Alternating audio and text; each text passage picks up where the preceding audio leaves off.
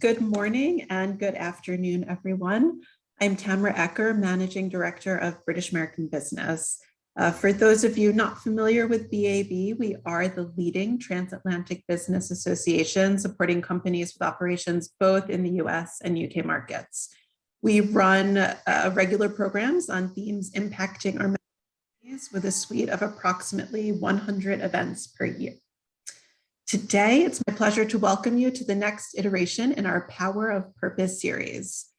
We know that purpose in business is a cross-cutting theme, and today we are very lucky to have a fantastic panel with us of executive leaders who will discuss corporate purpose and its importance and central role in inspiring, engaging, and motivating employees and stakeholders.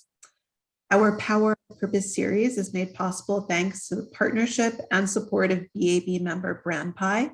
And we are also thrilled to have speakers today from BAB members BT and Diageo, as well as Clario, who will be properly introduced in just a moment. To moderate today's conversation, it is my pleasure to introduce Mary Lee Sachs, founder and US CEO of BrandPie.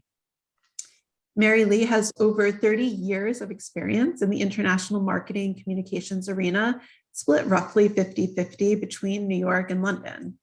As the former CEO of a global firm in the WPP portfolio, she's comfortable across disciplines and has worked in both the B2C and B2B space for companies and brands such as American Express, Procter & Gamble, Johnson & Johnson, PepsiCo, and many others. In her spare time, Mary Lee curates the Conference Board's Council for CMOs and writes for the Forbes CMO Network. Mary Lee, a pleasure as always to have you, and over to you. Thank you, Tamara. Just a few housekeeping rules. We're going to be talking for about 30 minutes. And then the rest of the time is going to be devoted to Q&A. So I invite you all to raise hands or submit questions via the chat function. I'll be monitoring that throughout the time. You can use the raise hand feature to ask questions or make comments on camera. But like I said, I'll be checking the chat window. If you could, please keep your mics on mute during the session. The session is being recorded. So if you'd like to have a recording of it after the fact, then you can certainly ask for that with British American Business, and I'll be happy to provide that to you. As Tamara said, the Power of Purpose series explores how C-suite leaders from purpose-driven organizations embed and activate purpose across an entire organization. I'm very much looking forward today to exploring the role purpose plays in the area of talent, which has become even more important during the pandemic. And we're joined by a brilliant panel to do just that. Let me introduce our panelists. We have Debbie White, who is Group HR Director of BT. Debbie was appointed in December 2021. She has an amazing career. She was previously CEO of Interserve, and prior to this held a number of roles at Sodexo Group, including CEO of its global healthcare and global government areas of business, where she led businesses across 40 countries, leading a team of over 100,000 employees. She has served as a member of Sodexo's executive committee and was CEO and chair of Sodexo UK and Ireland and CFO of North America during her tenure there. Earlier in her career, she worked at AstraZeneca and PricewaterhouseCoopers Consulting, having started at Arthur Andersen. Welcome, Debbie. We are also joined by Laura Watt, EVP of HR at Diageo North America. Laura serves as a member of the North American and global HR leadership teams. She has 25 years of experience in HR and transformational leadership roles. And prior to joining Diageo, she spent 6 years with SAB Miller, leading organizational transformation for several global operating model projects. She started her career at Accenture, where she spent 15 years in both South Africa and the UK, developing and implementing a variety of transformation and organizational change programs for global and regional organizations. Welcome, Laura. And finally, but last but by no means least, we have Lynn Borthwick, Chief People Officer of Clario. Lynn was appointed as EVP and Chief People Officer of Clario in May last year, right in the middle of the pandemic. Throughout her career, she's blended HR and customer-facing business leadership, working in leadership roles with companies such as John Wiley & Sons, Unisys, and Accenture. As Chief People Officer, she brings her organization, talent, and culture transformation expertise to Clario to drive innovation and collaboration and build an inclusive, dynamic culture with the best talent in the industry. She strongly believes that a positive employee experience translates to exceptional customer experience as well. So Welcome, ladies. I'm so pleased to have you this morning. I'm going to kick off with a very general question, but it'll get us in the mode of thinking about purpose. The role of purpose in developing human capital has become even more important. Purpose as a business concept has been building momentum in recent years and seems to have reached a tipping point over the last couple of years. Our third annual survey of CEOs on the subject showed that purpose is now firmly established as the #1 factor in driving business growth, with 1 in 4 CEOs saying they already have a company purpose, and another 2/3 saying they don't have one, but they'd like to have one. So with specific regard to your role in building human capital, there is an increasing amount of evidence pointing to the positive effect purpose can have in engaging talent. Could you talk a little bit more about how the role of purpose has to play in that regard in your organizations? And Laura, I'm going to kick off with you. Brilliant. Thanks, Mary-Lee, and great to be here with everyone today. So when I think about purpose and the role that it has to play for us in Diageo, purpose is front and center for us, and it's really embedded in what we call our performance ambition. So we've defined a performance ambition which outlines where we need to play, how we need to play, and our purpose is right at the core of that.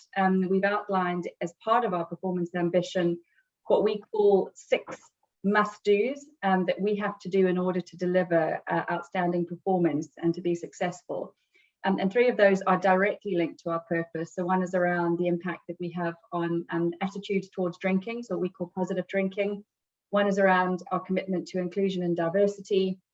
And one of those is about our commitment to what we call grain to glass sustainability. So that is fundamentally, it's part of our performance ambition. And so, our purpose sits there. I would say that, it really is absolutely essential to link purpose to performance.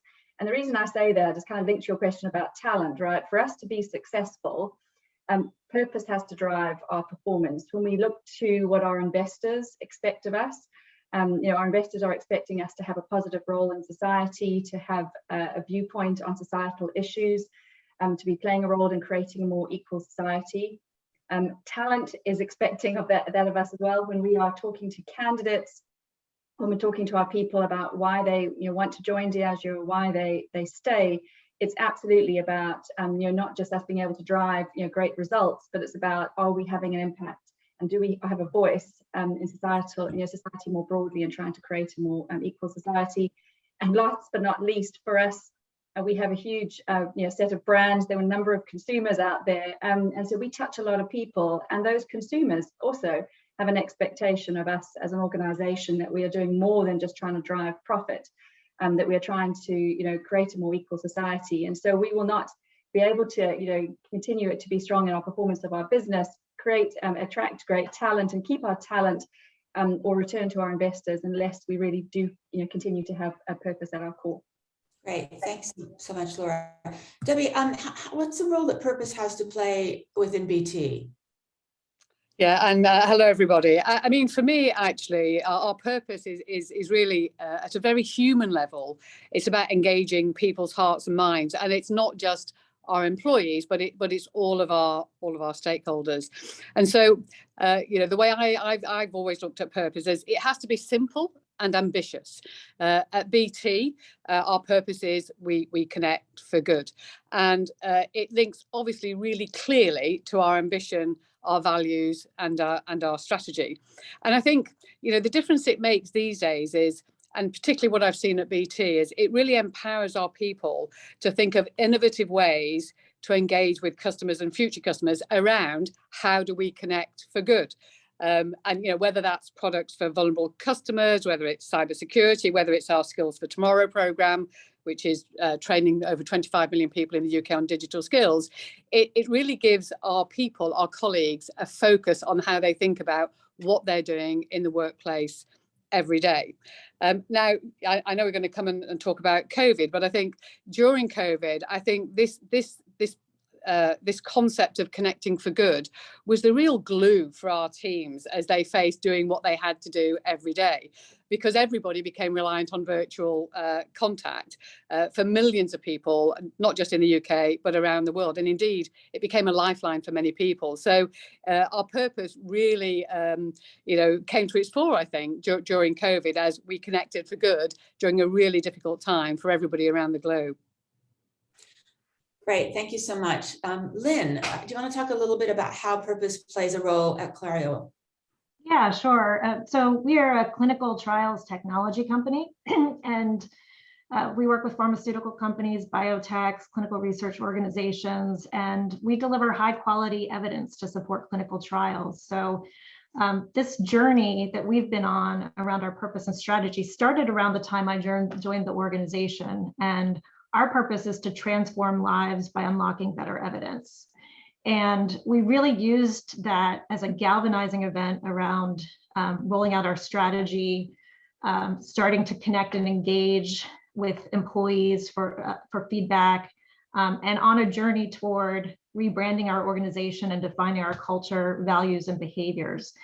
We had done a culture survey about a year ago, and that told us that one of the big issues that we had to work through was the fact that our employees didn't feel necessarily that connection to our strategy, our mission, the why of what we are, and what we need to accomplish. And so this has been a really important year for us to set out, kind of redefine that purpose for our organization, and start to galvanize the organization. And it's been, I would say, really energizing for the whole company. It's definitely starting to unite us and inspire us. And it gives us a strong platform to really be able to connect all of the good transformational and other work that's happening around the organization. And it's tied into quite a lot of work we're doing from an HR and talent perspective in terms of defining our culture and values and anchoring it back to the purpose, and driving employee experience initiatives, and focusing a large program of work which we call Destination Clario, which I'm sure I'll be able to share a little bit more about. But from my experience, the purpose is really critical to the organization, building a better culture, better engagement, and it's definitely a journey, but we're often running toward that goal. Amazing to be able to do that right in the middle of the pandemic, which really leads on to my next question. The pandemic has had such a profound effect on the workforce and the future of work, and it's changing. Even still, it's changing. We all see the reports and data on how difficult it is to attract and retain talent coming out of the pandemic. We've talked a little bit about kind of broad picture. What I'm looking for now is a little bit more granularity. Could you just perhaps share one example of how your purpose helped guide how you managed and motivated your people throughout the pandemic, and continue to do so as we begin to emerge? And Lynn, I'm going to come back to you on that. Maybe just pick out one example. Yeah, I mean, so as a company, we have played a direct role in some of the clinical trials for vaccine development and safety. And so our purpose has been very real from that perspective for everyone in the company, and really thinking about patient outcomes and how we connect our employees through our customers directly to our patients. So, I think that's been really helpful in terms of energizing the organization in a time of challenges and difficulty. In our strategy, we identified employee experience as our first kind of strategic imperative. And so directly from that work, we've been able to kind of focus on how we create a better employee experience. And we've had a very real issue through the course of the pandemic, really in the last year, of seeing our, some higher levels of attrition in certain customer-facing parts of our business. So, definitely our competitors have taken the opportunity to think about, talent from anywhere, and how do we, sort of use this as an opportunity to attract talent. And so we've had to take on some of those challenges directly. And this has given us an anchoring to really put a strategy around that can lead to better engagement. And we've had some short-term wins, certainly, but also, gives us an opportunity to create, a longer-term strategic agenda. So these are some of the things that have, I think, helped us in kind of navigating through the complexity of the pandemic. Thank you. Debbie, what about with BT? Maybe something very specific to connect for good. Yeah, I think, as I mentioned, one of the areas that I think around the world we became more acutely aware of as people is that the amount of vulnerability in our societies, whatever that might look like. And BT used its sort of Connect for Good purpose to develop a program of actions for vulnerable customers. We know that the pandemic left many people in a more vulnerable position, whether it's they were isolated, they were not able to access vital services, they were not able to pay bills. We in our world we're very technology connected, but there are millions of people who are not. And indeed in the UK we have about 1.5 million people who fall into our vulnerable customer category, and we made them our priority. We launched BT Home Essentials for them, which is a brand new social tariff. We launched something called Here For You, which was a campaign to raise awareness of all the support that we provide customers who need more help. And it can be as basic as when the shops are shut, people who are used to going into a shop to pay a bill can no longer do it. So it was really around making sure that our 12,000 contact centre and customer service people really focused on the vulnerable population around the UK who are our customers. And of course we always want to provide the most personal and individual service, but actually it was really important to us, because of our purpose that we connect for good, that we stepped up in this particular area. Great, thank you. Laura, what about at Diageo? Yeah, it's very similar to the others. We've got programs, our purpose is about, we talk about celebrating life every day, everywhere. And for us, that actually even comes from our names. A lot of people ask, what does Diageo even mean? And it comes from Dia and Geo, which is Latin for day and world, which is about our celebration of the planet and our celebration of people every day and everywhere. And so that really talks to our celebration of individuals that come into our organization, but also celebrating the communities in which we operate. And so we did quite a lot around communities through the pandemic, which really helped motivate our teams. A key example I'd raise is we have a program globally called Raise the Bar, and that was a $100 million commitment to actually supporting the hospitality industry as they recovered from the pandemic. We recognized many restaurants and bars were really hard hit through the pandemic. And when they started to reopen, they needed a lot of support, whether that was through contactless menus, whether it was putting up screens and heaters for restaurants that couldn't open indoors. So we had a fund we had that allocated across many markets across the world. And we really targeted large cities and underrepresented communities. We wanted to be able to support the hospitality industry in recovering. It's obviously the industry that supported us for many years, and it was a way for us to give back. And actually for our people, we created a program called Back to My Bar. And that was allowing every one of our employees to spend money at a local restaurant or bar and take their families. And either they could go in person or they could do a takeout, depending on how comfortable they felt. But it was absolutely about our people being able to celebrate the industry that is given to us over so long, and how do we help them recover. So I say those two programs, both being able to put money into the communities, but having our own people support their local businesses, was seen as a huge motivator for our people and the commitment that the company had. Great idea, love it. I love the play on words as well. So purpose is a guiding beacon when it comes to navigating times of uncertainty, which we have seen in spades over the last 2 years. The pandemic has been one of the most disruptive forces in our recent history, and purpose has been seen to be a North Star for many organizations. And I think the examples that you all just pointed to are really show that. In our study of CEOs, 9 in 10 CEOs said that the companies who have a purpose statement agreed that purpose helped them guide their business through the uncertainty over the last couple of years. I already had a question in the chat, which it would be, and I think I've heard a couple of you talk about this. Be good to hear specifically what your purpose is. But if maybe you could weave that into your answer to this next question. You all come from purpose-led businesses. How has purpose helped you navigate the last 2 years? And how do you see it helping you navigate going into the future? Because I think we all know that talent is one of the biggest challenges for businesses right now kind of coming out of the pandemic?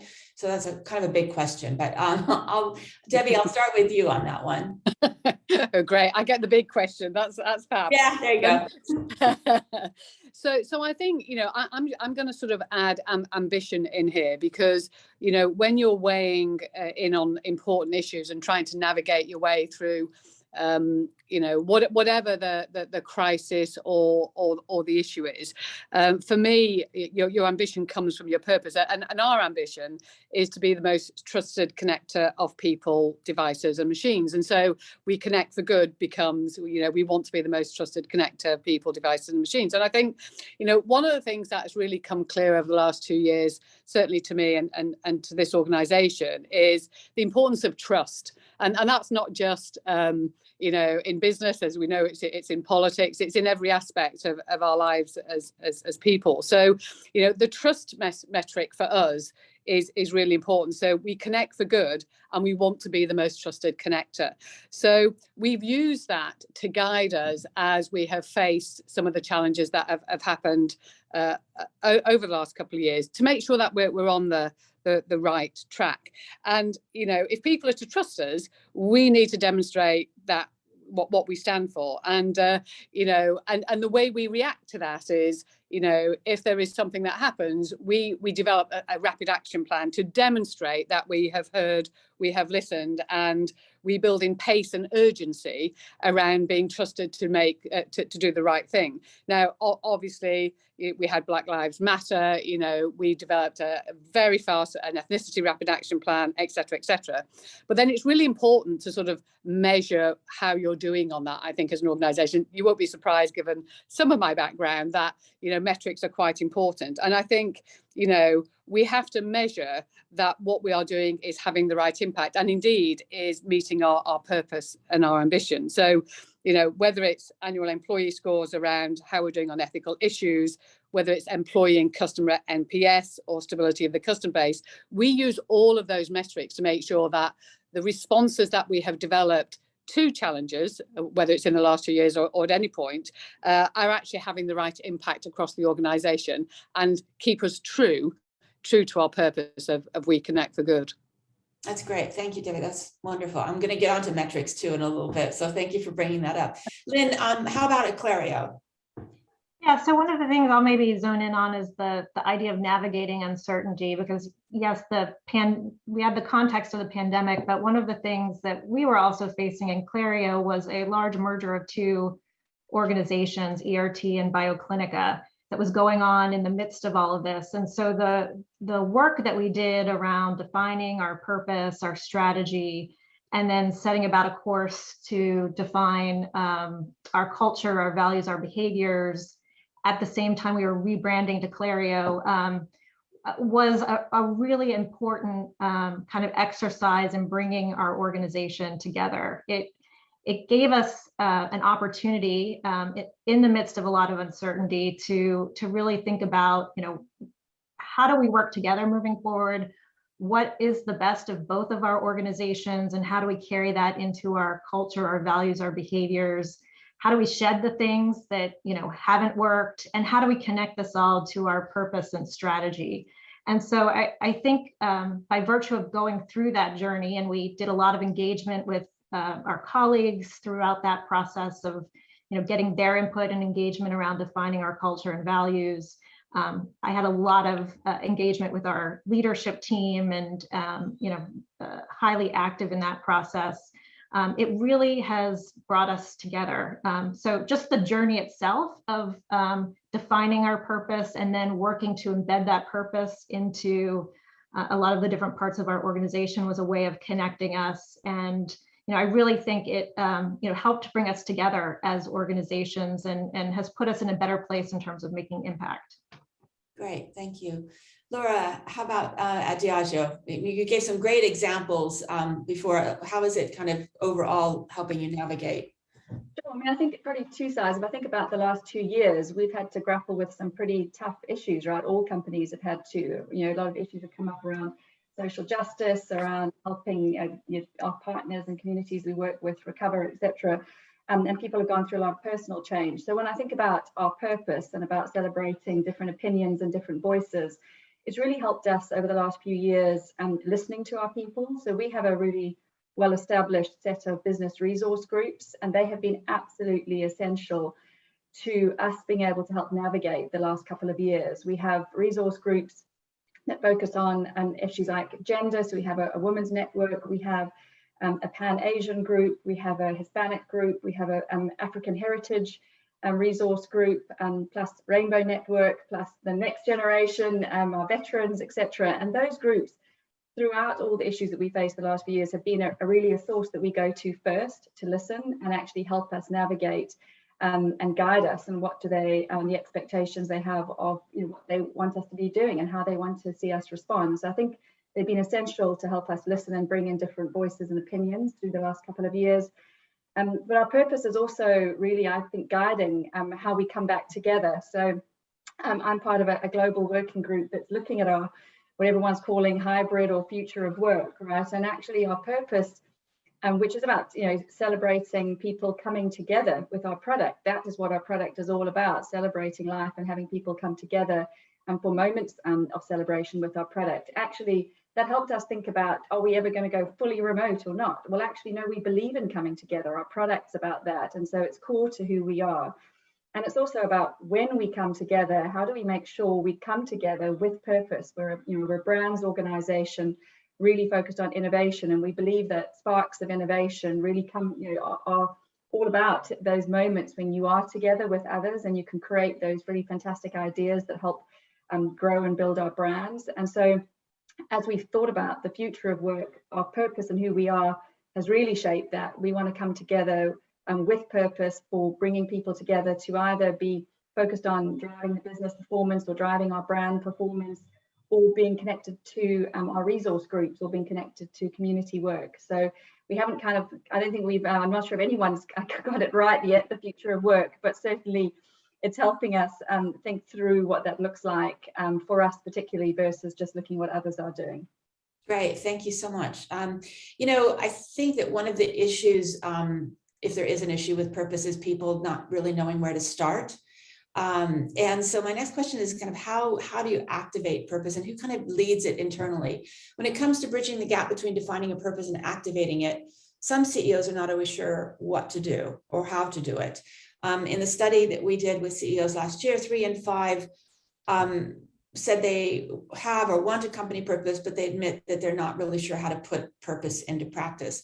I'm curious who in your organizations are sort of leading the charge. Does it come from the CEO? Does it come from the C-suite, the leadership team in general? I had a question in the chat, was very specific for Laura. How do you justify the $100,000 or $100 million investment over the last few years? How do you do that? How supportive is your CEO? So Laura, I'll start with you on that question. Sure. As I said, I think purpose is so embedded in our performance ambition that we see the two interconnected. And Ivan, our CEO, in every meeting that we have with our leadership group, he is always focusing on the balance of performance and purpose, and not making sure that we don't get that balance wrong. If we just focus on performance, we will lose our way, and it'll just be about the numbers, and we will not be able to attract talent. We will lose consumers and not be commercially focused. But if we just focus on purpose and not performance, we will, same way, we'll also lose talent. So I think it really comes that the tone is set from the top down, but it really is embedded in everything about how we measure our performance. It's embedded into the metrics and the long-term incentive schemes of our leadership population. But actually, purpose is what we call one of our leadership standards. So we have a leadership framework that's all about how we assess and develop our leadership community. And we have 4 areas within that. And one of the 4 is actually called Inspire Through Purpose. So all of our development of our leaders is about how do we help our leaders connect to their own purpose, so that they can really understand what drives them as individuals, because we believe that leaders who can lead with empathy, be able to really understand what drives them and tell that story authentically, will create a huge followership and be able to drive bigger impact. And so it's really important to us that our leadership programs help our leaders find their purpose, but also that we help our leaders connect to the Diageo purpose. And so it's measured kind of in our assessment and in our development programs as one of the 4 areas. And so Ivan, to your question about how hard was that investment? It actually was pretty quick, and it went to our board level, right? So we obviously, that sizable investment went straight up to the board. Our board is absolutely so supportive of the role that we play in communities, and our purpose being such a big part of what we believe has made us successful. That approval went to the board and was approved really, really quickly, and then the funds were released across markets pretty effectively. So. Great, thank you, Laura. Debbie, how about at BT? Who owns Purpose and how does it play out? Yeah, I mean, it's very clearly owned by Philip Jansen, the CEO, and all of the executive and indeed the board. And, very similar to Laura, we have used it over the last 3 years to guide significant investing decisions, decisions which one could argue perhaps should have been taken years ago from a UK infrastructure perspective, but haven't. But 14 billion pounds going into the fibre network across the UK, the single biggest investment I think this group has ever made, is all around we're connecting people for good, and whether that's in the countryside or in the cities or in the urban areas, it was absolutely, pivotal to making that decision. And again, similar to Laura at Diageo, we have a leadership standard which embeds it. So, and now we're at the very early days of our leadership standard in BT, and we are rolling it out throughout the leadership. But again, it's integrated into the leadership standard. So, my expectation, I'll be really clear, is we all have to walk the talk. It's not just about the CEO or the executive or the C-suite. It's part of everything that all of us do. But it has really helped us shape, our sustainability agenda, our D&I activities, how we engage with our communities. It just provides a really nice filter, which everybody can understand. I mean, that for me, that's the beauty of it. If everybody can understand it, everybody can use it. I think the challenge sometimes with purposes are that they're not necessarily understood by all employees or colleagues in the organisation. Absolutely. Lynn, what about at Clario? How do you use it in that regard? Yeah, well, our CEO, Joe Easer, has been really at the helm of this, and is really leading the charge along with our executive team. And we've had a lot of commitment and involvement from our board as well. I think what makes it real is the continuous talking about it and connecting it. So it's something that we talk about in each of our town halls, and stories from from an employee perspective or a customer perspective, or around our technology roadmap and the investments we're making in technology. We find ways to connect it together.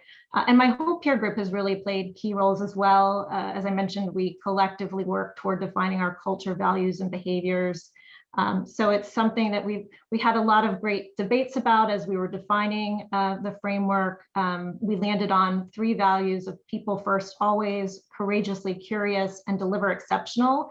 And each of those you can trace directly back to the purpose and different focus areas for us collectively. So it's really been a way to start to role model those behaviors in the organization. And we are now in activation mode. So, we rolled this framework out in the fall, and we're now working toward embedding it into, different programs and processes. We are also going through an HRIS integration. So it's giving us an opportunity to really look at how we activate this moving forward and have something to connect back to. I love the ideas of the leadership standards and having that sense of purpose embedded in. So I'm sure I'll get lots of great ideas here around some things that we can be looking at as well. Yeah, that's really good. I'm going to shift gear a little bit. Alongside purpose, which has been taking a heightened interest over the last couple of years, so has sustainability. And purpose and sustainability complement one another. They both have a positive impact on companies' bottom lines and communities in general. In our study, 4 in 5 CEOs recognized that a company's purpose can help them make decisions that contribute to a more sustainable or net zero world. And the same number agree that purpose-driven companies are better at navigating a sustainable world than profit-driven companies. How do you view the relationship between purpose and sustainability? And sort of more specifically, how does that play out with your talent base? Lynn, I'll start with you. Yeah, very, very important to our focus. So earlier this year, we formalized a Chief Diversity, Inclusion, and Sustainability Officer role in the company. It had been sort of a part-time role before that emerged out of the context of the Black Lives Matter. And this year is our year to really focus our investment around it and developing it out. And our whole business is really centered around how we bring technology innovation to what can still be a fairly manual clinical trials industry. So we have a lot of sustainability components built into the technology and innovation. We support decentralized clinical trials, which allow patients to be anywhere, and we focus on ease of trial access. So there's lots of things we're doing sort of externally around opening up diversity of patients within the industry so that everybody can have access to clinical trials to improve their health. So this is a really important business activity for us. And then we're also focused internally in terms of driving toward broader diversity, inclusion, and sustainability goals. And we're anchoring our sustainability strategy to the UN sustainability goals as well, which is being well received by the team. We've laid out a strategy and some aggressive goals for the upcoming year. We have alignment from our board, we have alignment from our executive team. So we'll really be focused on sort of driving through some of those impacts. Great, thank you. Debbie, within BT, how do you see the balance between sustainability and purpose, and how do you kind of differentiate between the two? Yeah, I mean, I think the beauty of our purpose, we connect for good, actually sort of gives us a really great platform. So, we're not connecting for bad, we're not connecting for being indifferent, we're connecting for doing the right thing, basically, which allows a very strong link between our purpose and our sustainability agenda. And indeed, that's how it actually plays out in the business. So effectively, what I think of as all of our non-financial measures fall into the digital inclusion sustainability space, which is how we look at it. So it's sort of all of our considerations around ethical, social, environmental, working within your communities, reskilling the UK from a digital perspective, all of that stuff which sits in We Connect for Good actually also sits in our sustainability plans. So it is absolutely key in my mind that there is no gap between the purpose and the sustainability agenda, if that makes sense. And I think from a talent perspective, I'm sure like many people on this call, I have children who are in the probably, I'm not sure it's X, Y, or Z. I get confused between all the different categories, but the younger generations, for them, this is more important than many other things, and it's at our peril that we don't get it right, actually. And for them, purpose and the connectivity to the sustainability agenda of an organization is a major, as we all know, the data's out there, is a major determinant on not only whether somebody joins an organization, but when they get there and they see whether the talk is being walked, whether indeed that they stay. So I think it's absolutely critical that there is no disconnect between purpose and an organization's sustainability agenda, and that we absolutely that it is brought to life by everything that we do. Great, thanks, Debbie. Laura, how about at Diageo? Yeah, it looks similar to what Lynn and Debbie were saying. We have our commitments to sustainability embedded in what we call our Society 2030 goals. So Society 2030 includes our, similar to what others were saying, our inclusion and diversity ambition, our sustainability, and then also for us and the industry we are in, our commitment to what we call positive thinking. So that sits within Society 2030. We've got 25 goals, again, also linked to the UN development goals, to make sure that we are really clear on how we make progress. And so our Growing to Glass sustainability is an area we're actually right at this very moment mobilizing teams across a lot of our major markets to go after this, because absolutely, what I think people often look at sustainability and say, yep, that's supply chain's function, that's their job to go and sort out sustainability, but it can't be, right? It's got to be the role of all functions, because as some of my colleagues here were saying, if we don't get this right, it's at our own peril to be able to actually attract consumers, talk to our investors, talk to talent that we want to bring into the organization. And I think this is a real connection here to this purpose and performance. I saw a question in the chat about the Unilever controversy and the mayonnaise with purpose, right? And I think, for me, this is kind of where it comes together, that if we want to deliver sustainable change in the outside world and have an impact in sustainability, in inclusion and diversity, you have to be able to have resources to invest. To go carbon neutral takes significant investment. And so if you don't focus on performance, you will not have those resources to be able to invest and have the impact that you need to. And so that's why I think this focus on continuing to rely on purpose and performance in partnership is so critical, because otherwise you don't have those resources to be able to help make that sustainable change. Great, thank you so much, Laura. There's a question in chat from Duke Mays. I'm going to actually build that into my next question, which is about metrics. Duke has said, it'd be good to understand how the strategic underpinning of purpose manifests itself in specific and differentiated actions within strategic pillars. We already have a good example of how it helps to guide decision-making. But too often we hear a purpose and or a mission, and it feels more like a feel-good statement than anything else. I'd like to ask a question about metrics. And there's different ways that purpose can be measured in terms of contributing to an organization's social capital, such as talent acquisition and retention, employee engagement, industry indices like best places to work, et cetera. What are some of the ways that you measure the effectiveness of having a purpose across the talent base? And Debbie, I'm going to start with you because you started talking about measurement a little bit earlier. Thanks. Yeah, I mean, I think, everybody quotes employee engagement survey results, etc. And I'm a great believer, by the way, in employee engagement surveys.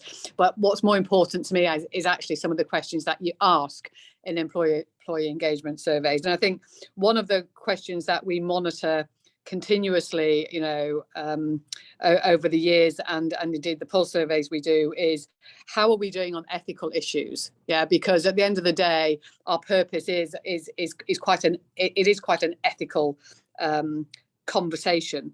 So and for BT, 93% of our employees believe that we are doing the right thing on ethical issues. So for me, that's quite a great correlation. But I think, from a business perspective, and of course, that's how I tend to look at things. I think, it's our customer NPS is absolutely critically important, because they're the ones who will vote with their feet, effectively, with their pounds, dollars, whatever it might be, as to whether or not they think we are doing the right thing. Obviously the right price point and all the rest of it. We're doing the right thing for vulnerable customers, etc. But employee and customer NPS, I think, are very important. And also, I think, and again, it's quite difficult to sometimes unpack this, but the stability of the employee base and the stability of the customer base also gives you some indication of whether or not you're hitting a basket of things. Now, as I say, sometimes quite difficult to unpack that, but it is possible. You can do exit interviews with customers and of course with employees. So I think, but making sure that the questions that sit within all of these sources of information and data directly ask directly the question around purpose and in our case, connecting for good, I think is absolutely critically important. I think the measures in themselves are indicative, but not necessarily particularly useful. Great, thank you. Laura, how about at Diageo, how do you measure the effect?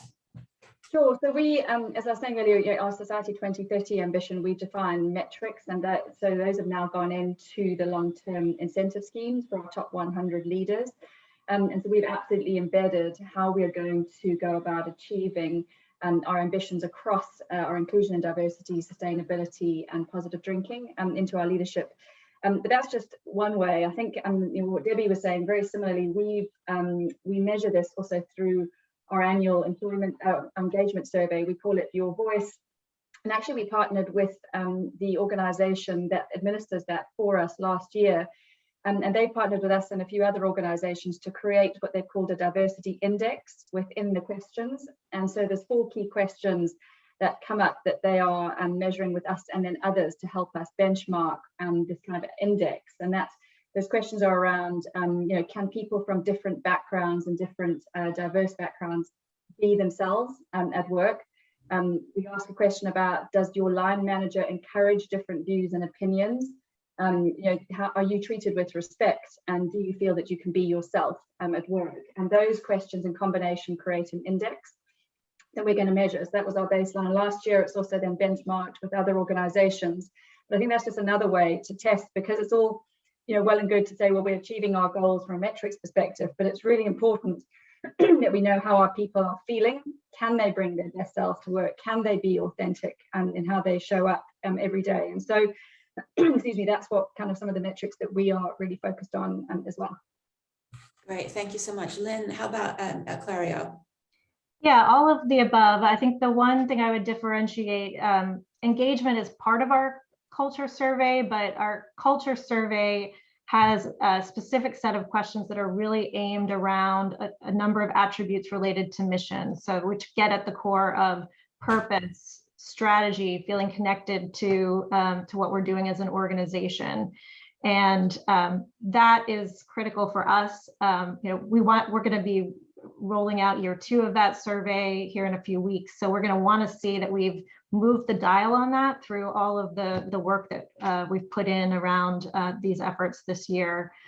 We have put a lot of focus on diversity, inclusion, and sustainability goals. So we have goals around representation and more women in leadership roles. So a lot of focus there, as well as sort of next level metrics in terms of diverse candidate slates and things of that nature. And then this connection between employee experience and customer experience is really critical for us as well, because so many of our people are client facing, and some of the attrition issues we've experienced in the past directly impact the ability to deliver on client work. So really looking at the connection between our attrition, our hiring, and our customer NPS are critical for us too. Great, thank you. Quick question from, maybe not a quick question when you think about what the answer could be from the chat. How do you make sure your purpose is still fit for purpose? How do you measure, how do you make sure that it still retains saliency in the organization, that it's right? Laura, you're smiling, so I'll come to you first. It's a great question. I think this probably comes back to, again, really listening to the organization. And so for me, this would probably be a core area where we listen to our resource groups. Does it resonate? Do we feel that we are living our purpose through the commitments that we've made? Are we making progress on those? Do we feel like we're having an impact, not just inside Diageo, but in society and the industries in which we operate? And so I think listening to our resource groups is a key part of being able to know, does it still resonate? And then some of the metrics, as you say, looking at our diversity index, looking at some of the progress we're making against diversity, etc., and making sure that we are absolutely 100% focused on making listening to people and saying how we're going to respond, and what is the temperature of the organization. Great. And Debbie, what about a BT? Yeah, I think it's a really great question. And we have 4 different business lines at BT. So of course it's important to us that it's fit for purpose for each of those different business lines. And I think, I think fundamentally it goes back to, what are we here to do? And is that reflected in our purpose? And I have seen organizations that I've worked with change their purpose. So if you take a different strategic direction, you often find that your purpose no longer, it now feels clunky. So I'll give you an example. So Sodexo, that the purpose was stop hunger. Well, that's great when you're a catering company, but when you become an FM company, there's more to it than that. So you have to, I think, reevaluate. But I think it is really important to, sense check it on a regular basis, and it particularly important when you are, when you have a change in strategic direction. Great. Lynn, how about Clario? I think, that was the genesis of our, the development of our purpose was a change in strategic direction. And we're still within sort of year 1 of that new purpose. But we are doing lots of listening, and we've rolled out CEO and executive team roundtables recently as well to get that more personal connection with people in the organization, to check in how we're doing. We'll be having our next iteration of the culture survey here in a few weeks. So it's really critical to us that we keep making sure that it's resonating and that we're getting feedback and that we can, further embed it in the organization. I'm just going to stop for a second and invite other questions. If anybody has any questions, I can't really see raising hands. But if you put something in chat, then I will come to you. And while you're thinking about that, I have a question about taking a stand. One of you, and I'm sorry, I can't remember which one of you mentioned Black Lives Matter. But interesting to hear how you view the role of purpose in weighing in on important issues like Black Lives Matter or other social issues. How does purpose help you navigate those waters? Lynn, I'll come to you first. Yeah, so I think for us, the role of purpose kind of came to the forefront in terms of some of our diversity, inclusion, and sustainability efforts. And I mentioned that we really have invested in that area here as an important area of focus for us moving forward. And it's not just the internal focus, it's the external focus. So, opening up ease of trial access, looking at patient diversity. And in fact, in our employee resource groups, we've expanded to include one around patient diversity that we're kicking off because it's so important to us and so connected to our purpose of transforming lives that we want to really put some more teeth behind that. Great. Debbie? Yeah, I think, our purpose combined with our ambition, which I think I mentioned, to be the most trusted connector. So we connect for good, but we want to be the most trusted connector. I think, I'm going to pick on the word trust, which I think I talked about a couple of questions ago. I think that's the bit which, we have had to really ensure we're holding true to, so how do people trust us? And it's all of our stakeholders, and in particular, obviously our colleagues, employees, and our customers. So we have to demonstrate, I think, that we do as we say, and we certainly used it, in addressing the Black Lives Matter challenges that I think every organisation faced, no matter where they stood.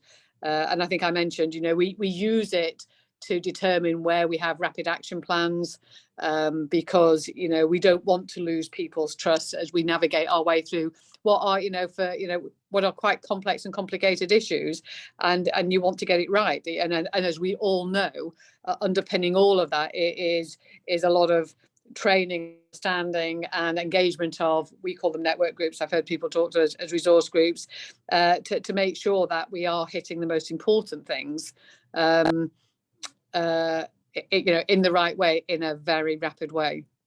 Great, thank you. Laura, I think it was you who mentioned Black Lives Matter. So do you want to talk about how you work through that? Yeah, Dr. Shaw, I think back to what I was saying about our resource groups. We've got a group called AHEAD, the African Heritage Employees at Diageo, and they played a huge part in helping partner with us to talk about what was important. And so I say, how we use our resource groups and listen, and that we stay accountable and meet with them regularly, and hold ourselves accountable to commitments that we make with them. I think allyship plays a huge role in this part about taking a stand. We've put a lot of investment into creating a big allyship program over the last year, which is really about educating our employees on a broad range of issues, right? So that we start to understand other perspectives. As your point about making a stand, actually, a lot of these issues, we need to drive broader awareness and education, understanding of some of the issues and see them from different perspectives. And then I think also sort of lastly, for us, our brands play a big role in driving and taking a stand against a number of these issues and the purpose behind each of our brands. And just, an example would be, our Guinness brand in trying to support gender equity. We now do a lot of advertising of the Women's Six Nations, right? And that wasn't necessarily always supported. It was always the Men's Six Nations rugby tournament. We now do a lot to really endorse and support women in sport and women in rugby. In India, we sponsor one of our whiskey brands, Royal Challenger, we sponsored a mixed cricket game. Again, really, it goes against societal norms, but it's really about how our brands show up in purpose in supporting gender or race or a particular issue.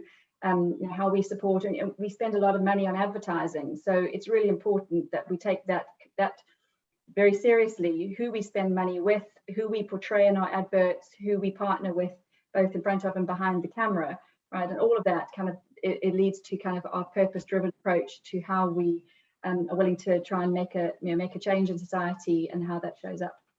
Great, thank you so much. I'm just going to close with one last question, which is just maybe a very quick kind of how you view purpose in the organization. Then I'm going to hand back to Tamra. So Debbie, I'll start with you.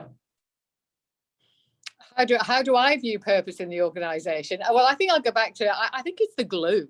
I really do think, it's something that we can all rally around. It's something that we can all own, and it's something we should all be able to influence. Great, thank you. Lynn?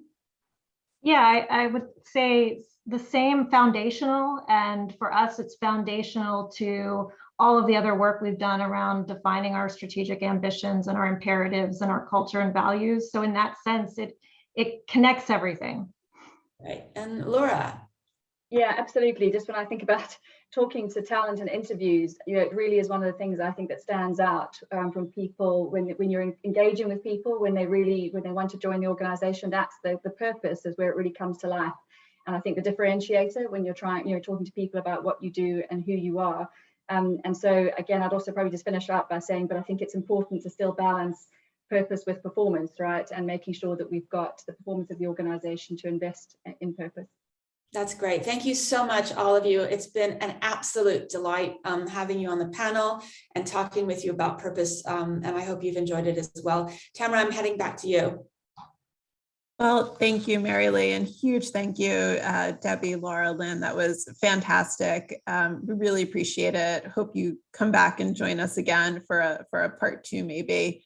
Also just mention another program series we run tangential to this purpose series is our diversity, equity, and inclusion series. And we kind of picked up on some of those themes throughout the conversation today. Our next session in that series is on February 17th. It's a session on how to chart and monitor your progress around some of these DE&I issues. And we've just put a link to that program in the chat if you'd like to sign up. Similar format to today, sort of an hour virtual session. So with that, thank you all for joining. We appreciate it. Thanks again to you, Mary Lee and BrandPie, for supporting the series. We could not do it without you. Thanks very much, everyone. Have a good day.